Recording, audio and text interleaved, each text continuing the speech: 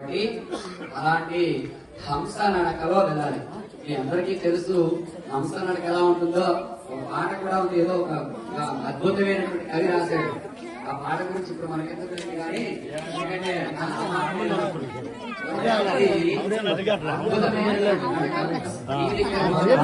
అందులో ఇబ్బంది కానీ పిల్లలు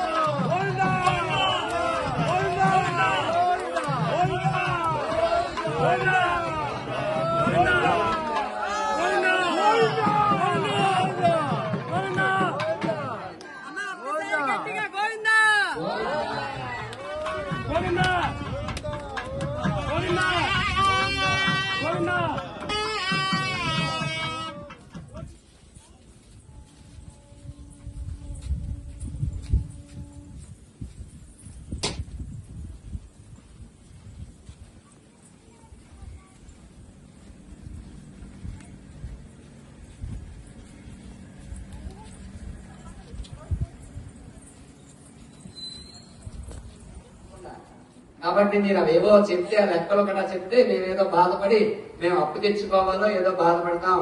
మీరు అలా బయట ఉండిపోయారు. ఏమిటి విషయం చెప్పండి. నిన్నటి వరకు కూడా మమ్మల్ని ఆడపిల్లవారిని చేశారు, ఇప్పుడేమో మగపిల్లవారిని చేశారు.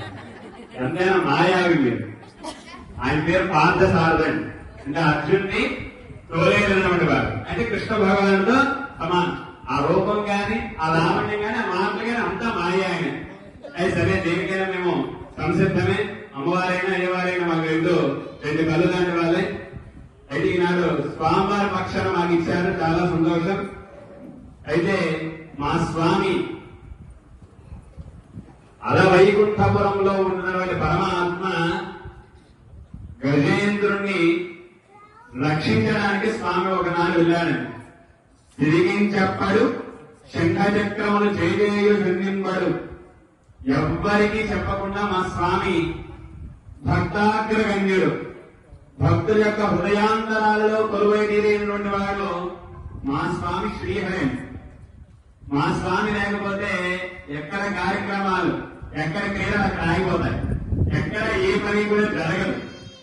సమస్తమైనటువంటి సృష్టి స్థితి లయకారకుడైనటువంటి వాడు మా స్వామి పరమాత్మ శ్రీనివాసుడు. అటువంటి శ్రీనివాసుడు ఎంతమంది భక్తులందరినీ కూడా ఉద్ధరించడానికి మా స్వామి ఊరేగింపుగా వెళ్ళారండి. అంతే తప్ప అడిగి వెళ్ళిపోయాడు, పందిరి కట్నాలు తీర్చలేదు, ఊరి కట్నాలు తీర్చలేదని చెప్పేసి మా మీద నిందలు వేస్తున్నారు. అది సబబు కాదని స్వామి తరపున మేము విన్నవి చేసుకుంటున్నాం. మీరు అలా చెప్పా చేయకుండా వెళ్ళిపోతే మా అమ్మవార్లు ఏమైపోవాలి? పోనీ సరే వెళ్ళారు, వెళ్ళేటటువంటి వారు తిన్నంగా ఉన్నారా? అంతమంది గోపికాములందరినీ లాక్కొని వచ్చారు.